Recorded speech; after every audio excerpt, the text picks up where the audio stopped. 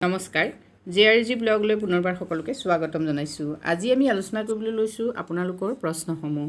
ইতিমধ্যে আপোনালোকৰ পৰা বহুতো কমেণ্ট পাইছোঁ আৰু সেই কমেণ্টবোৰৰ পৰাই এটা গুৰুত্বপূৰ্ণ কমেণ্ট আজি আলোচনা কৰিবলৈ লৈছোঁ।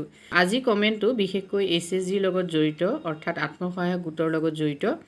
আত্মসহায়ক গোটৰ যিসকল মহিলা আছে তেখেতসকলে ইতিমধ্যে বহুতো তেখেতসকলৰ সমস্যা, তেখেতসকলৰ সুবিধা অসুবিধা এইসমূহ মাজে মাজে তেখেতসকলে জনাই থকাৰ বাবে তেখেতসকললৈ ধন্যবাদ জ্ঞাপন কৰিছোঁ। ভৱিষ্যতেও যাতে তেখেতসকলে তেখেতসকলৰ মনৰ ভাৱবিলাক কমেণ্টৰ জৰিয়তে জনাই থাকে। এটা গুৰুত্বপূৰ্ণ কমেণ্ট আছিল, যিটো কমেণ্ট পঢ়ি মই ভিডিঅ'টো প্ৰস্তুত কৰিবলৈ আগবাঢ়িছোঁ, যিহেতু বিষয়টো যথেষ্ট গুৰুত্বপূৰ্ণ হয়। এতিয়া চাওক, SHG এটা আমি সকলোৱে আৰম্ভ কৰোঁ কিছুমান সপোন লৈ পেলাই। বিশেষকৈ সপোনটো হ'ল যাতে আমি আমাৰ যি সীমিত সঞ্চয়, সেই সীমিত সঞ্চয়ৰ দ্বাৰা আমি যাতে আত্মসংস্থাপিত হ'ব পাৰোঁ, অৰ্থাৎ আমি যাতে অৰ্থনৈতিকভাৱে সবল হ'ব পাৰোঁ নিজস্বভাৱে। কথাটো মন কৰিব, আমাক কোনেও আনি একো দি নিদিয়ে। আমি আমাৰ ক্ষুদ্ৰ সঞ্চয়ৰ জৰিয়তে কি হৈছে, এটা বৃহৎ পুঁজি গঠন কৰি সেই পুঁজিৰ জৰিয়তে আমি কি কৰিব পাৰোঁ, আৰ্থিকভাৱে সবল হ'ব পাৰোঁ। আৰু সেই সবলতাক আগবঢ়াই নিবৰ বাবে আমাৰ লগত ASRLM থাকে, ASRLM থাকে, চৰকাৰ থাকে।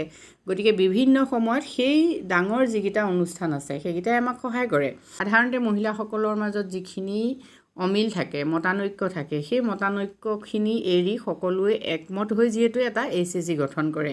কিন্তু তাৰ পাছতো SHG এটা গঠন হোৱাৰ পাছতো যথেষ্টখিনি মতানৈক্য বা বাদ বিবাদৰ সৃষ্টি হয়, যিখিনিৰ পৰা পৰৱৰ্তী পৰ্যায়ত SHGটো আগবাঢ়ি যাব নোৱাৰা হয়। তেনেকুৱা ধৰণৰ এটা সমস্যাই মই এটা কমেণ্টৰ জৰিয়তে পাইছোঁ। কমেণ্টটো প্ৰথমতে আপোনালোকৰ বাবে পঢ়ি দিছোঁ। SHGৰ প্ৰেছিডেণ্ট আৰু ছেক্ৰেটৰীয়ে জোৰ জবৰদস্তি গোট বন্ধ কৰিব পাৰিবনে অডিট নকৰাকৈ? প্ৰেছিডেণ্টে কৈছে যে মই খোলা গোট মোক ঘূৰাই দিয়া। গোটৰ প্ৰেছিডেণ্ট জীৱিকা সখী হয়। আপুনি উপায় দিয়ক, আমি কি কৰিব লাগে? গোটৰ সদস্যই গোট ক্ল'জ কৰিব বিচৰা নাই। আমাৰ গোট 14 বছৰ হ'ল। আজি 9 মাহ ধৰি প্ৰেছিডেণ্ট এবচেণ্ট আছে। 14 বছৰ ধৰি একেজনী প্ৰেছিডেণ্ট আৰু ছেক্ৰেটৰী হৈ আছে। এতিয়া চাওক, এই যিটো কমেণ্ট, এই কমেণ্টটো আচলতে বহুত গুৰুত্বপূৰ্ণ হয় আৰু অসমৰ বিভিন্ন ঠাইত SHGবিলাকত এনেকুৱা ধৰণৰ সমস্যা আহি আছে।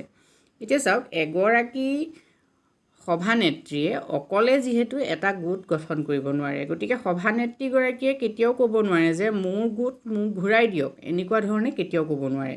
কাৰণ সভানেত্ৰী এগৰাকী অকলে থাকিলে এটা গোট গঠন নহয়। এটা গোট গঠন হ'বলৈ মিনিমাম 5 গৰাকী মানুহ থাকিবই লাগিব। কিন্তু এতিয়া সাধাৰণতে 10 গৰাকীৰ পৰা 20 গৰাকীৰ ভিতৰত কি হৈছে, সদস্য থাকিব লাগে। গতিকে তেনে ক্ষেত্ৰত এগৰাকী সদস্যাৰ এইটো হক নাই যে তেওঁ ক'ব পাৰে যে মোৰ গোট মোক ঘূৰাই দিয়ক। এইটো তেওঁ এটা অবান্তৰ প্ৰশ্ন সদস্যসকলক কৈছে বা কৰিছে। গতিকে এই ক্ষেত্ৰত সদস্যসকলে চিন্তা কৰিবলগীয়া একো নাই, যিহেতু তেওঁ সভানেত্ৰী হ'লেও তেওঁ কিন্তু এটা গুৰুত্বপূৰ্ণ দায়িত্বত আছে বুলি ইতিমধ্যে কমেণ্টত উল্লেখ কৰিছে যে তেওঁ কি হৈছে, জীৱিকা সখী হিচাপে কাম কৰি আছে।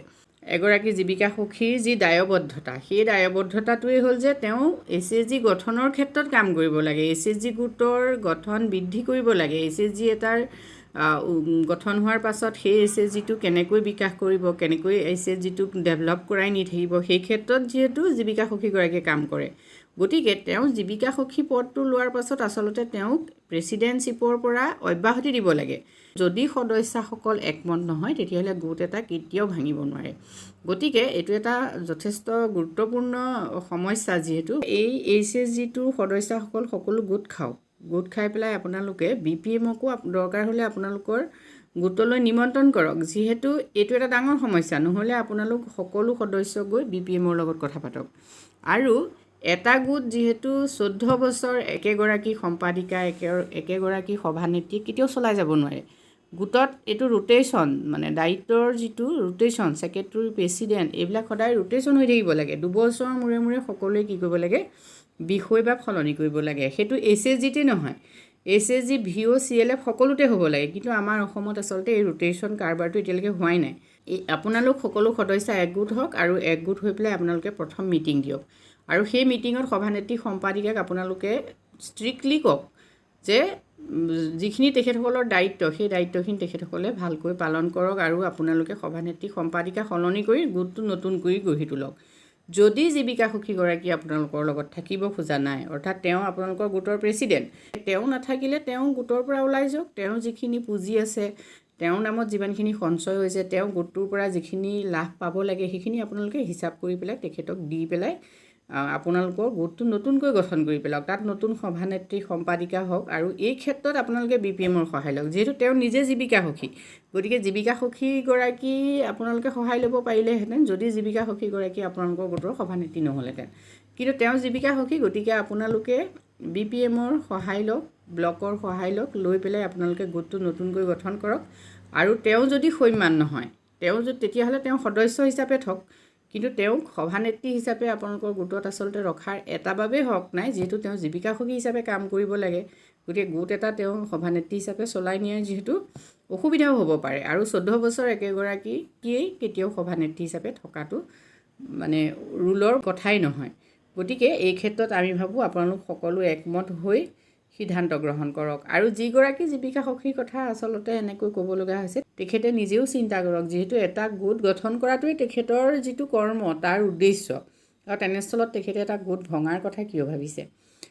আজি ভিডিঅ'টোত আমি এইখিনি কথা আলোচনা কৰিছোঁ। আপোনালোকে আপোনালোকৰ মতামতখিনি জনাব, তেতিয়া নিশ্চয় এই গোটৰ সদস্যসকলো উপকৃত হ'ব। আজিলৈ ইমানেই, ধন্যবাদ।